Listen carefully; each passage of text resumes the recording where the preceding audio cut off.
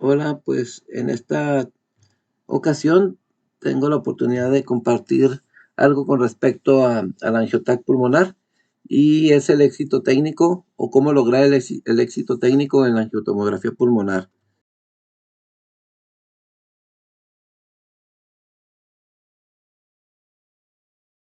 Todos los estudios de angiotomografía son desafiantes, son interesantes y pues he tenido la oportunidad de realizar pues prácticamente pues todos los estudios de angio que se requieran en un hospital y, y a la hora que los requieran, que los soliciten, eh, tomografía cardíaca, y etcétera, etcétera. Pero el estudio que a mí me, me llena mucho, me apasiona y sé que es muy desafiante y poco indulgente, es la angiotac pulmonar. Para poder llevar a cabo este tipo de estudios, debemos de conocer, pues, al dedillo la vascularidad pulmonar.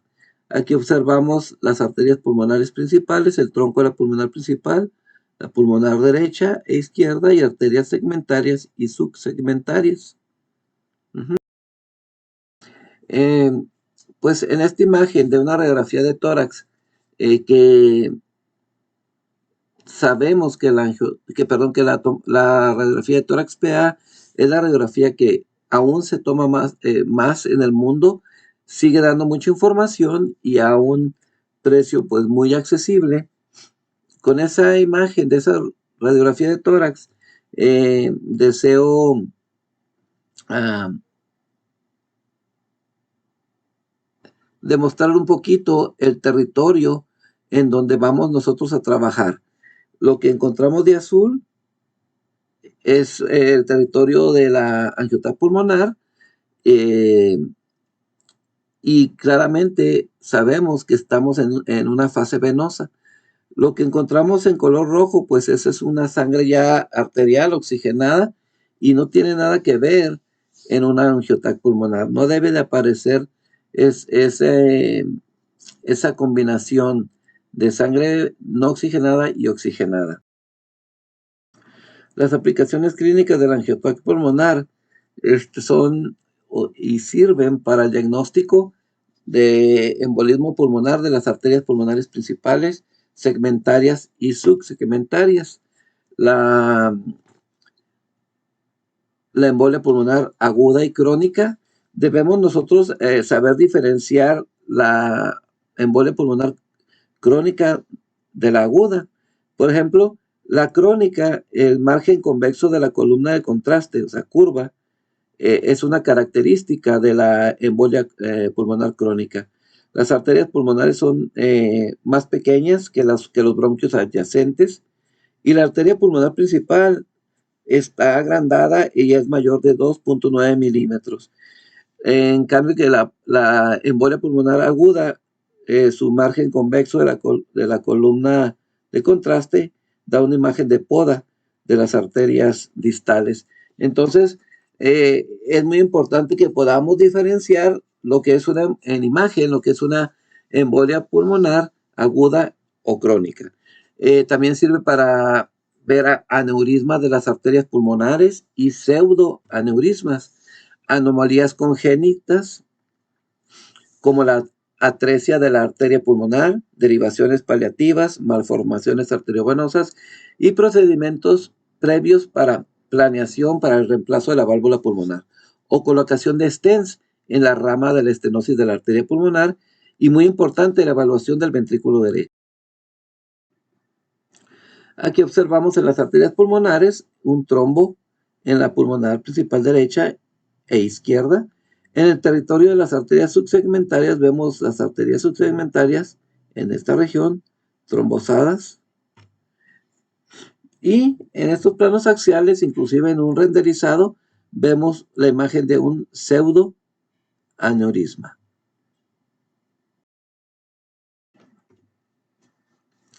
Y también nos sirve para ver las estenosis de las venas pulmonares. Bueno, cabe señalar que para poder ver las venas pulmonares, nosotros debemos ya estar en una fase arterial. Ujú. Ya que cuando la sangre está eh, a nivel o en el territorio de las venas pulmonares, esa sangre ya fue oxigenada y por lo tanto, pues ya tiene contraste y las podemos observar porque ya estamos en una fase más tardía, en una fase arterial. En una angiotal pulmonar, pues no debe de aparecer, observarse atenuada las venas pulmonares, por la razón que ya sabemos, que es una sangre no oxigenada aún. Aquí vemos la vena pulmonar estenosada, de igual manera aquí, y posteriormente en estas imágenes, en un plano corte sagital, vemos un stents en este axial, un stents en la vena pulmonar, y de igual manera en este coronal observamos el stents colocado en la región del estenosis de la vena pulmonar. Bueno, para, eh, para poder nosotros diferenciar de un trombo de una vena pulmonar a un flujo lento, pues necesitamos estar en una fase arterial, inclusive una fase más tardía, en una fase venosa. Aquí observamos en la vena pulmonar una imagen de baja atenuación que pudiera aparentar un trombo, pero con un delay mayor ya en una fase venosa, vemos que no era un trombo, que era un flujo lento. En este renderizado observamos las venas pulmonares superior, inferior, derecha, izquierda.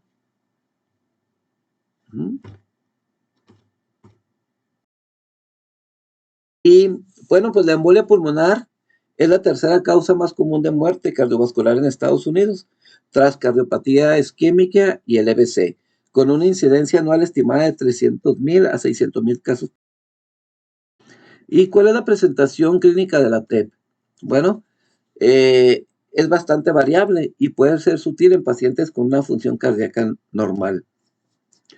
Los signos clínicos asociados con la TEP incluyen disnea de aparición súbita, taquicardia, pleuritis, dolor torácico, tos con o sin hemoptisis, mareos o síncope, dolor abdominal superior, taquipnea, dificultad respiratoria, diaforesis y presencia de signos asociados a trombosis venosa profunda.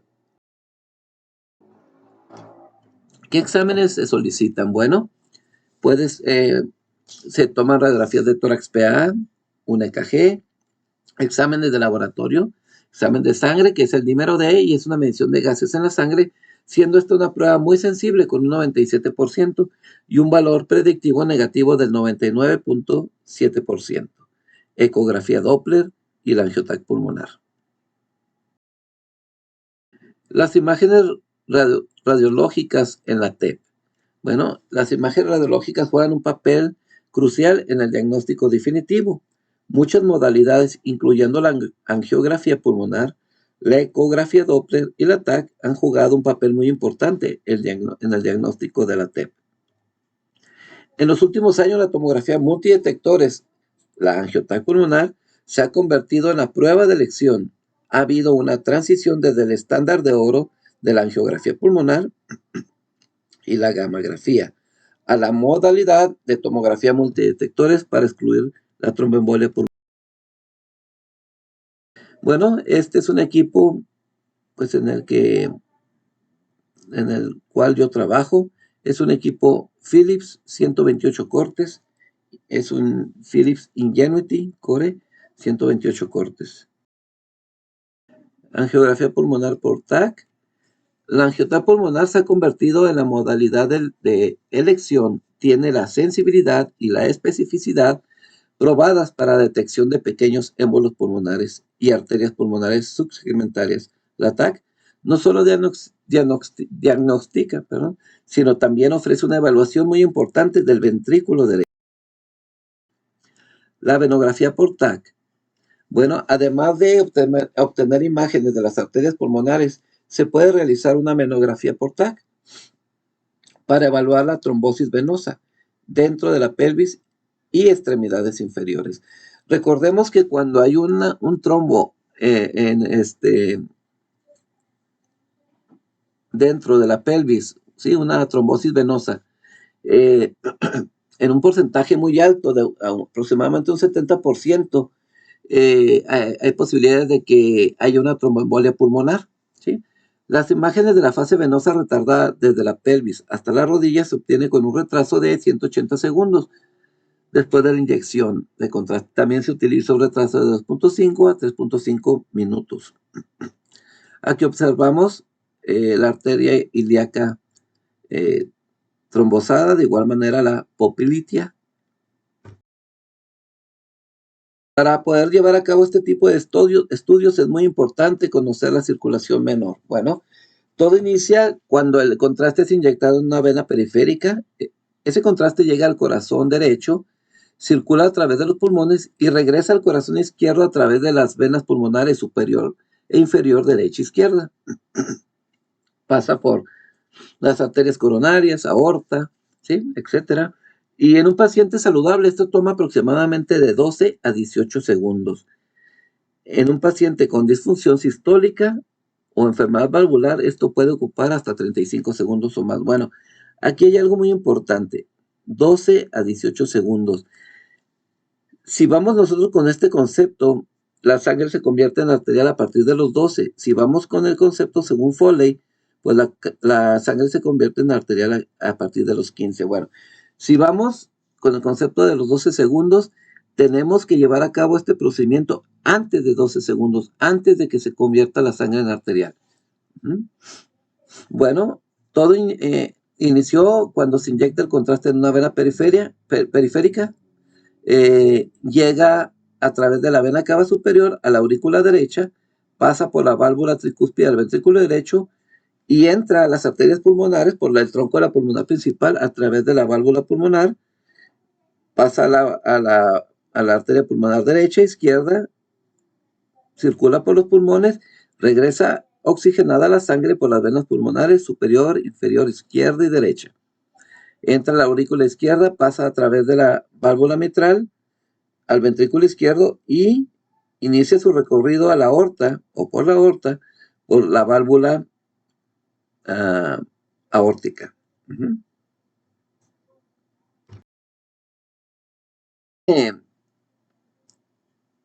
Seguimiento de vuelo en tiempo real, observamos que el contraste tarda 4 segundos para llegar a la vena cava superior. Todo eso depende del gasto cardíaco del paciente. Depende también del caudal que hayamos elegido en la programación de nuestro inyector. De ahí de la vena cava superior a la pulmonar o a las pulmonares principales tarda 2 segundos. Estamos hablando que son 6 segundos en que el contraste ya está en el territorio de las arterias pulmonares. Vemos pues que a los 12 segundos inicia ya pues una fase temprana arterial, ¿sí? En esta gráfica observamos con qué prontitud el contraste alcanza un pico de mejora máxima con unidades Hounsfield altas en la vena cava superior. Vemos también el tiempo de mejora máximo en la pulmonar principal con unidades Hounsfield pues más bajas ya, pero estamos antes de los 12 segundos. Y la aorta ascendente, el contraste en la aorta ascendente, el pico de mejora máxima lo encontramos alrededor de los 12 o 18 segundos. Por medio de estas imágenes, deseo ejemplificar algo muy importante. En este caso, mi geometría del bolo la elegí como la vena cava superior. La vena cava superior, sin atenuar con medio de contraste, la unidad Hounsfield está aproximadamente, en este momento, pues en este paciente era 45 unidades Hounsfield. Yo, elijo un threshold, un límite, una unidad Hounsfield de 50 para que el desencadenamiento de la adquisición sea pues lo más pronto posible. Vemos que con una unidad Hounsfield de 50, el pico de mejora máxima es de 2 a 3 segundos. Ahora, algo importante, aquí tenemos el tiempo del mínimo delay. Los escáneres modernos oscilan entre 2 a 10 segundos su mínimo delay. Estos 6.8 segundos de mínimo delay es porque el equipo le va a dar la instrucción de una manera automática. Pero si yo le doy la instrucción de una manera manual, tengo un ahorro en el mínimo delay que se convierte en segundos de 3.7 segundos. Por lo tanto, yo utilizo generalmente ese método. Le doy la instrucción de respiración de una manera pues manual para tener un ahorro y unos segundos a mi favor. Las herramientas de visualización y diagnóstico asistidos por computadora son muy importantes. Debemos hacer uso de reconstrucciones tridimensionales, como es el caso del MIP, la máxima intensidad de proyección, y bien el volumen rendering technique, el BRT, y el MPR, que es la reconstrucción multiplanar, axial, coronal, sagital, modo oblicuo y curvo, las cuales permiten mejorar la visualización pulmonar segmentaria distal. En esta plano sagital, esta reconstrucción sagital, a una losa pequeña y seguida de una eh, eh, reconstrucción tridimensional, que es el MIP, a una losa de 10 milímetros, observamos la vascularidad segmentaria e inclusive subsegmentaria, ¿sí? Por medio de la reconstrucción 3D, que es el MIP, losa más grande, y de igual manera en el coronal vemos la vascularidad segmentaria y subsegmentaria. Trombos en la pulmonar principal derecha, izquierda. Vemos un modo curvo, trombosado la pulmonar derecha e izquierda, y un plano axial. Y pues las estaciones de trabajo con las que nosotros llevamos a cabo. En estos estudios de angiotomografía pulmonar, vamos a encontrar errores, nos vamos a enfrentar a problemas y debemos de también tener conocimiento de ciertos tips para corregirlos, ¿sí? Los cuales pues se presentarán en la angiotac pulmonar, tarde o temprano. En esta tabla podemos ver eh, errores, problemas y posibles eh, soluciones. Tenemos 5 problemas con sus causas y la solución de cada uno de ellas.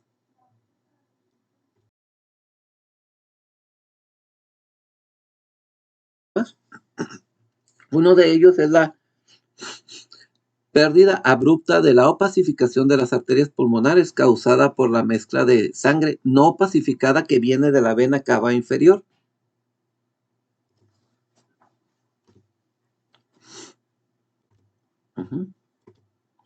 Otro es el signo de raya, que es un artefacto de flujo arterial. Este ocurre durante la inspiración y resulta en la pérdida de la columna de contraste en las arterias pulmonares, imitando émbolos. La incapacidad de aguantar la respiración durante el tiempo deseado también resulta en un problema, ¿sí? El cual es un artefacto de movimiento y ocasiona un volumen parcial de los ganglios linfáticos iliares y bronquios llenos de moco. Se puede distinguir de las arterias pulmonares adyacentes. El bolo cazador, bueno, pues como todos saben, es la solución salina y sirve para disminuir la cantidad de artefacto del endurecimiento del haz causado por la densa opacificación de la vena cava superior. Y para disminuir la cantidad de contraste yodado, también para eso sirve el bolo cazador. En las angiotacs, el volumen de la solución salina deberá de ser de 30 a 50 mililitros. Y esto funciona así también como un medio de contraste adyuvante, equivalente a un 25% de contraste. Ese 25% de contraste se queda en el espacio muerto, que es el inicio de la inyección, donde se inició la inyección, y el territorio de la vena braquial hasta llegar a la vena subclavia. Ese se conoce como espacio muerto, y ahí, por medio de ese bolo cazador, obtenemos un 25% de contraste, ¿sí? Y por eso se le conoce como un medio de contraste adyuvante al bolo cazador. Debemos de tener, y para pacificar adecuadamente las arterias pulmonares, debemos de tener como atenuación mínima 250 unidades Hounsfield, debiendo estar entre 300 y 500 unidades Hounsfield. Bueno, también los tiempos de exploración son muy importantes. Los tiempos de exploración cortos para disminuir los movimientos respiratorios y artefactos asociados. La activación del EKG ha sido implementado en algunas instituciones para eliminar artefactos de pulsación cardíaca observados en pequeños vasos adyacentes al corazón.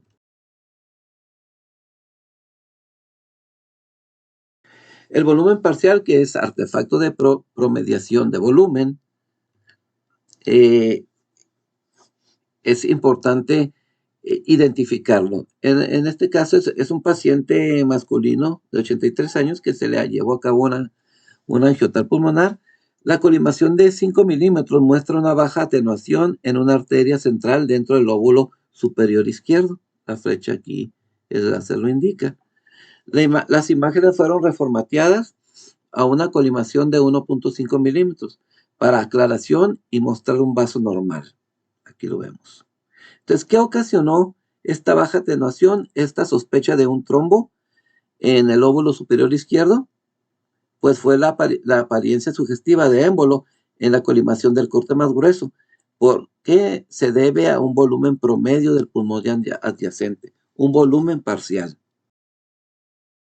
¿Cuál es la preparación del paciente? Bueno, debe de tener un ayuno como mínimo 6 a 8 horas, un examen de laboratorio que es urea y creatinina. Pues no hay un consenso claro, ¿no? El Colegio Americano de Radiología habla de que, pues, puede darse como, bueno, una vigencia en un paciente, pues, externo, no hospitalizado, hasta de un mes. Pero pacientes hospitalizados, encamados, no debe de ser mayor de su vigencia de 7 días. La frecuencia cardíaca es muy importante, reconocer el gasto cardíaco del paciente, y esto nos ayuda a determinar la unidad Hounsfield, que a final de cuentas la unidad Hounsfield se convierte en tiempo, es tiempo.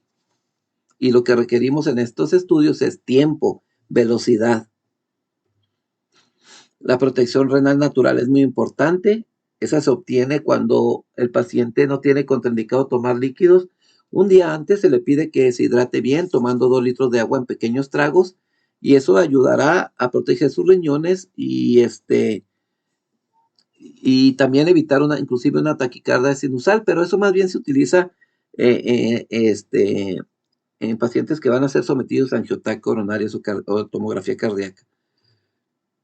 El cribado, que viene siendo un consentimiento informado, el cual nos da mucha información y revela información importante si el paciente es o no es apto o candidato para este tipo de estudios, y la aplicación de un medio de contraste.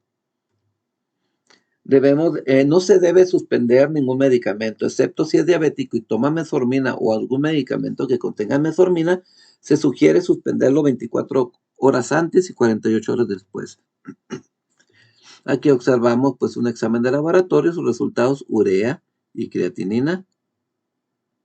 Vemos también pues la importancia de la hidratación, de la protección renal natural, el consentimiento informado, que todos debemos de realizar uno, y el paciente debe estar enterado de su procedimiento, contestar las preguntas que se hagan o bien un familiar, y por último firmar dando la autorización para llevar a cabo este procedimiento.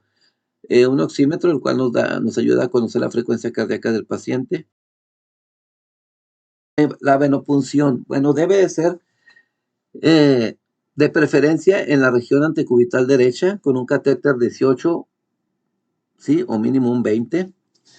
Se puede hacer uso de inyectores electrónicos de potencia con catéter venoso central, siempre y cuando cumplan con las especificaciones del fabricante, que sea compatible para este tipo de inyectores. Nosotros, pues, hay muchas pues, marcas seguras. Nosotros utilizamos este tipo de catéter en el hospital, y es un 3 lumen, tiene 3 vías y oscila de entre 5 mililitros por segundo hasta 10 mililitros por segundo, que es suficiente para el tipo de caudal que nosotros elegimos para este procedimiento. Ujú. Vemos la región donde debe de ser canalizado, en la región anticubital derecha. El Colegio Americano de Radiología dice que no se debe canalizar en la región en el dorso de la mano, muñeca, tobillo, pie, con un caudal mayor de 1.5. Por lo tanto, pues no es un área, un territorio correcto o seguro para hacer una inyección que nosotros usamos de 4 o 5, por lo menos, mililitros, caudales de 4 a 5 mililitros por segundo. Debemos de conocer la longitud, calibre y color de nuestros catéteres. Aquí tenemos los catéteres, calibres y color. Y hay algo muy importante.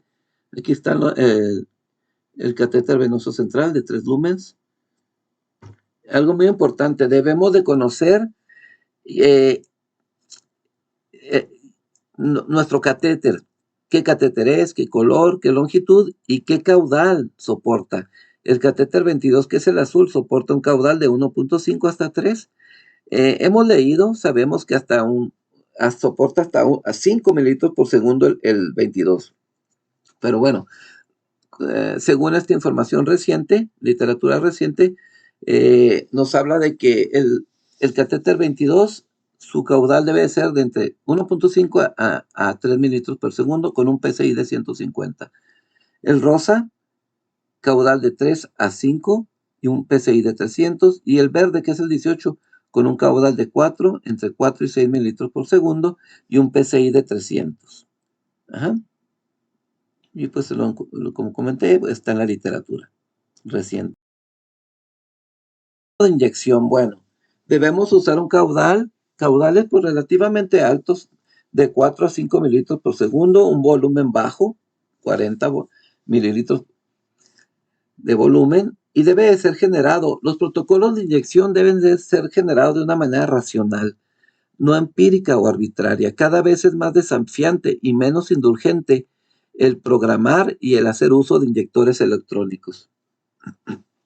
Aquí comparto con ustedes, hay muchas fórmulas matemáticas para conocer el volumen correcto de nuestros estudios, pero aquí vemos que el caudal, como ejemplo 5 mililitros por segundo, multiplicado por la duración de inyección, que son 8 segundos, nos da un volumen de 40. Tenemos otro método que es el scan delay. ¿Qué es el scan delay? Pues es el tiempo de tránsito de medio contraste más el mínimo delay, que ya comentamos que los escáneres modernos oscilan entre 2 a 10 segundos. Más el tiempo de scan, lo que va a durar el barrido de nuestra adquisición, el scan, el tiempo de scan. Todo eso es igual a la duración de inyección. No se debe tomar en cuenta en la duración de inyección el tiempo de la inyección de prueba. Únicamente debemos de tomar el tiempo, la suma de la duración de inyección del contraste y del bolo cazador. Pacientes con función renal alterada se puede obtener con un volumen de yodo de 30 mililitros. En particular, si se utiliza un KB más bajo, que viene siendo 80, siempre y cuando el peso del paciente sea compatible a ese KB. La concentración, pues, desde mi punto de vista y la experiencia que yo tengo, deben ser concentraciones altas, porque una concentración alta ayuda a que llegue a su pico de mejora máxima más rápido, ¿sí? A lo contrario de que si usamos concentraciones menores, tardaría en llegar a ese nivel. Por eso, en lo personal, yo utilizo concentraciones altas y me da tranquilidad porque usamos volúmenes bajos. Claro, podemos utilizar en situaciones especiales concentraciones bajas, aunado a volúmenes bajos también. El límite de presión es de 300 y vamos a usar un volumen de bolo cazador de 30 mililitros. Otra fórmula matemática que comparto con ustedes, que seguramente ya la conocen, es el tiempo de scan más una constante que es de 5. Entonces estamos hablando de 8 por el caudal, que fue 5 mililitros por segundo, nos da 40. Ese fue mi volumen, con un PSI de 300 y un bolo cazador de 30 mililitros. concentraciones de 300, 370. Protocolo de adquisición. La cobertura anatómica es la siguiente. Debe de ser por encima de los vértices de los pulmones hasta por debajo de la base de los pulmones, los semidiafragmas, ¿sí? A la altura de las glándulas suprarrenales que se encuentra a nivel de T12. La dirección es cráneo-caudal. Perdón. El localizador en la carina. El ROI, que es región de interés en la arteria pulmonar principal o en la vena cava superior. Algunos compañeros lo utilizan en la pulmonar principal derecha o izquierda. En lo personal, yo no utilizo esas dos regiones. El conjunto de disparadores es automático. El seguimiento de bolo en tiempo real puede ser con una activación manual o automática, con el ROI dentro o fuera, visual. El tiempo de rotación es de lo menor posible, 0.27 en equipos de 128 cortes o 256, o 0.4, perdón. El tiempo de scan, que en un equipo de 128 cortes es de 2 segundos. Y algo muy importante, se debe entrenar al paciente para evitar una maniobra de valsalva, ya que esta es la principal causa de no obtener una buena mejora, debiendo de ser una respiración submáxima del 75%. La respiración máxima puede aumentar la presión intratorácica y reducir la entrada del medio de contraste.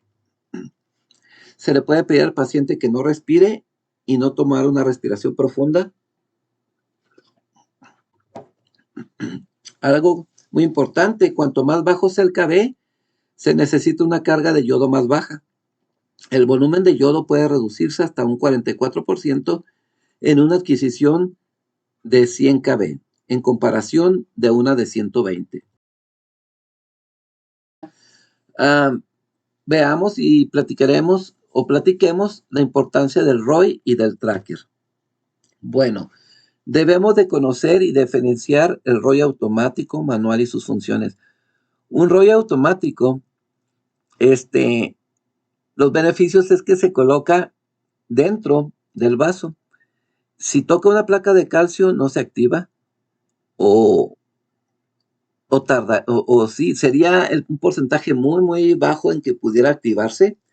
Tampoco se sale del vaso por algún movimiento respiratorio o del paciente, pero tiene un rango de entre 0 y 400 unidades Hounsfield. Por lo tanto, no lo podemos poner fuera del vaso, fuera de esos rangos de unidad Hounsfield, y perderíamos los beneficios que tiene ese ROI automático. Bueno, un manual se puede poner dentro o fuera del vaso, pero si se pone dentro del vaso y toca una placa de calcio, puede ser su activación muy pronta, prematura, y pues nuestro estudio se echaría a perder, ¿sí?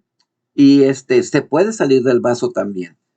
Entonces, esa es la importancia de un ROI manual, automático y manual, o manual. Ahora, la buena planeación para evitar la variación de la anatomía. Debe haber una sincronía. Es muy importante. Y aquí comparto con ustedes unos ejemplos de la sincronía, de la importancia de la sincronía. Eso se logra cuando al paciente se le explica bien cómo debe de respirar, cuándo debe de tomar el aire. Por eso debemos de estar muy, muy bien comunicados por medio de un micrófono que tenemos, de una bocina que ustedes la conocen, y decirle al paciente cuándo, cómo y a qué porcentaje respirar. Cuando se hace eso, se logran estos resultados. Vemos nuestra geometría clara, que es la vena cava superior, aorta ascendente, descendente, la pulmonar principal, el tronco de la pulmonar principal derecha, izquierda. Inclusive vemos aquí la carina, el bronco principal derecho e izquierdo. Cuando no hay una buena sincronía, obtenemos esto. La anatomía varía, nos perdemos, tanto si nuestro ROI fue colocado dentro del vaso o bien si vamos a darle un seguimiento visual para una activación manual. Por eso es muy importante que haya una gran sincronía. tiempo real. ¿Qué es el seguimiento de bolo? Bueno, algo muy importante. ¿Qué es la geometría del bolo? Es la sinergia de la llegada del medio de contraste a un lecho arterial previamente elegido, asignado. Y cuando llega a ese lugar, su disipación. Bueno, entonces tenemos varias, en este caso, ¿cuál sería mi geometría del bolo? Aquí tengo tres opciones. Una, la vena cava superior, al tronco de la pulmonar principal, la pulmonar derecha e izquierda principal. Ajá. En este caso se eligió el tronco de la pulmonar principal. ¿Sí? Aquí tenemos otra geometría que sería, este sería mi bolus geométrico, la pulmonar, la vena cava superior. Y la otra, hacerlo con el ROI fuera y darle un seguimiento visual. Uh-huh. Como comenté, algunos tecnólogos técnicos utilizan las pulmonares principales derecha e izquierda. En lo personal yo no lo hago. Bueno, aquí vemos la cobertura anatómica. Cruza los ápices, los semidiafragmas, a la altura de las glándulas suprarrenales que se encuentran a nivel de T12, la dirección cráneo-caudal, el localizador en la carina, inclusive vemos cables de electrodos por una sincronización de EKG. Uh-huh.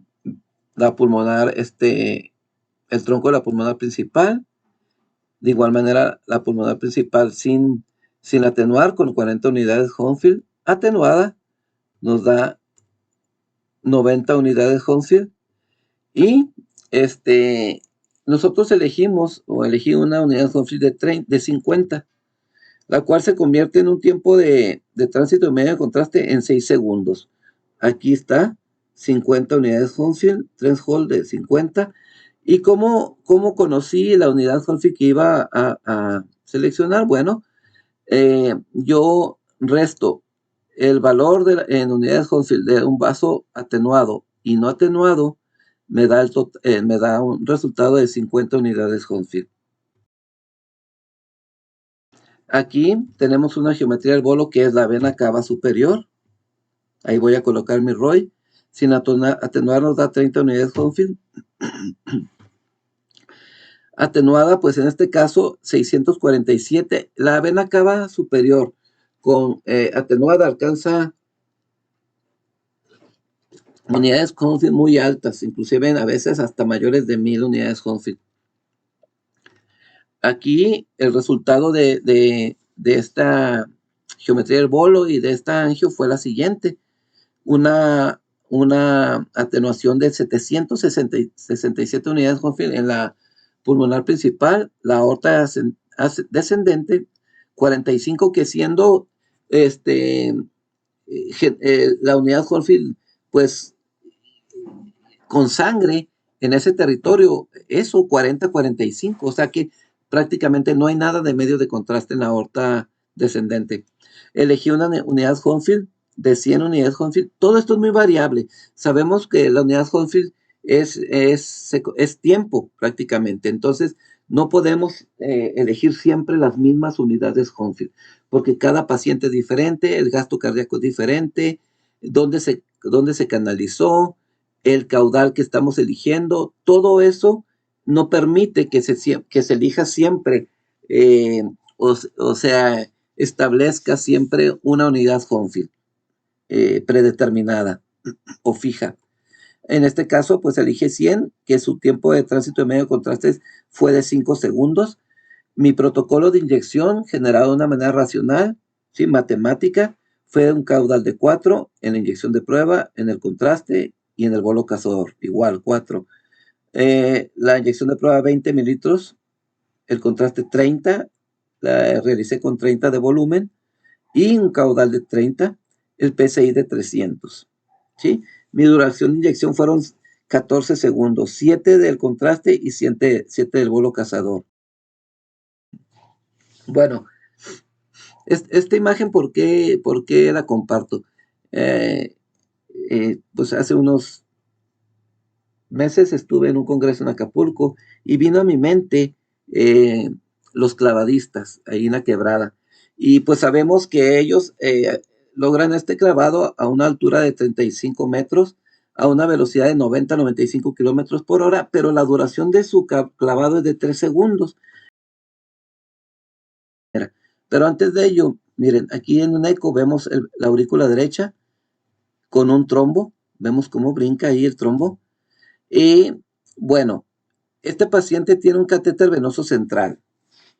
Se inició, cumple con las especificaciones de seguridad requeridas para la inyección del medio de contraste con un aparato electrónico o inyector electrónico o de potencia. Y vemos el catéter venoso central. Ese catéter no está en la vena cava, llega hasta la aurícula derecha. Bueno, ¿cuánto fue el tiempo de tránsito de medio contraste desde la inyección hasta la pulmonar principal? 3 segundos, el mismo tiempo de duración del clavado. Por eso pues pongo este ejemplo, porque se me hizo interesante. Bueno, entonces, al ver yo a este paciente que venía de terapia y trae un catéter venoso central, pues digo, ¿puedo o no poner el ROI o debo poner el ROI en la vena cava superior? No, porque el catéter cruza, llega hasta la aurícula derecha, entonces no es recomendable, no es correcto ponerlo en la vena cava superior. ¿Sí? Entonces tenía otra opción, poner el ROI dentro en la pulmonar principal. No elegí esa opción, ese método, y lo hice con el ROI fuera y el seguimiento visual y una activación manual. Vemos aquí el destello del catéter que pasa por la vena cava superior. Vemos el resultado de la angio. ¿Sí? Aquí no hay atenuación de medios de contraste, por eso no podía haber yo colocado el ROI ni haberle dado un seguimiento visual porque no iba a haber contraste aquí. Ajá. Observamos lo mismo. No hay contraste y no me ayudaría a darle un seguimiento de bolo visual porque no hay contraste, porque el catéter termina en la aurícula derecha. Aquí termina. Ajá. Y estas imágenes hipodensas corresponden a los trombos. Bueno, el éxito técnico en las adquisiciones de la angiotomografía pulmonar consiste y radica en la mejora perfecta de los vasos pulmonares, no en la contaminación venosa y arterial o en la combinación. ¿Sí? Cuando tengamos que ver venas pulmonares, hay que darle un delay mayor al de una angio pulmonar, y porque sabemos que requerimos ya una fase arterial para ver y distinguir un trombo de una vena pulmonar versus flujo lento. Ahí sí es correcto que pudiera haber una combinación de una fase venosa arterial, pero en sí una angiotac pulmonar no debe estar contaminada. Generalmente es admitida una atenuación mínima de 250 unidades Hounsfield, pero la mejora deberá estar entre 300 y 500. ¿Sí? Tenemos aquí, comparto unos ejemplos de angiotacs con un realce ideal, 416 unidades Hounsfield en el tronco de la pulmonar principal. La aorta descendente, un poco de contraste, tenemos 477, perdón, ¿sí? De igual manera, no está contaminada. Y aquí vemos una imagen de un estudio contaminado donde vemos las arterias pulmonares principales atenuadas, la aorta ascendente y descendente atenuadas, la aorta ascendente con una unidad Hounsfield de 213, ¿sí? Que debe andar sin atenuar entre 40 y 45 unidades Hounsfield. La pulmonar principal 599, inclusive la aorta descendente 96 unidades. Biografía que utilizamos para este tipo de estudios.